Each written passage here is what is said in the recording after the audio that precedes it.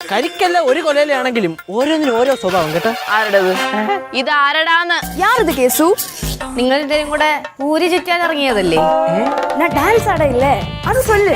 ശിവനേ, வா கேசு, നമുക്ക് വലപ്പക്കം പോയി பார்க்கலாமா? നമുക്ക് പോയിട്ടൊന്ന് കറങ്ങിട്ട് വരാന്ന്. ചിലതൊക്കെ കൈവിട്ട് പോവും. സത്യം പറ യേശു, എന്താ നിന്റെ ഉദ്ദേശം?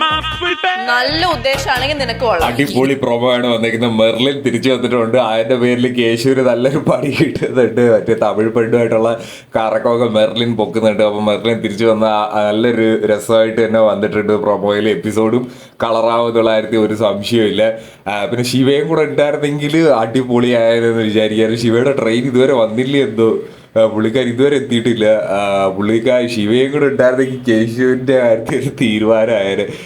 ശിവയും കൂടെ ഉണ്ടായിരുന്നെങ്കിൽ രസമായിരുന്നേരം. പക്ഷെ ശിവയില്ല. പക്ഷെ എന്തായാലും മെർലിൻ വന്നിട്ടുണ്ട് എന്നുള്ളത് നല്ല രസമായിട്ടുണ്ട്. ആ തമിഴത്തി പെണ്ണിനെ അടിച്ചു കളയാനായിട്ട് മെർലിൻ വന്നിട്ടുണ്ട്. എന്തായാലും മെർലിന് കേശുവും പിന്നെയും കുഴപ്പമില്ലാത്തൊരു പേരാണ്. ഞാൻ നേരത്തെ പറഞ്ഞ പോലെ ആ തമിഴത്തി നല്ല രീതിയിൽ പ്രായം തോന്നിക്കുന്നുണ്ട്. അപ്പം എന്തായാലും ഈ എപ്പിസോഡ് കൂടി ഇവർ രണ്ടുപേരും പിന്നെയും ഒന്നിക്കുന്നുള്ള ഒരു സംഭവം വന്നിട്ടുണ്ട്. ഓണത്തിന്റെ എപ്പിസോഡുകൾ ഇനി കളറാവും എന്നുള്ള കാര്യത്തിൽ ഒരു സംശയമില്ല. ബാലുവിശനൊക്കെ തിരിച്ചു വരുമെന്നുള്ള ഒരു ഇൻഫർമേഷൻ വന്നിട്ടുണ്ട്. അപ്പൊ എന്തായാലും നമുക്ക്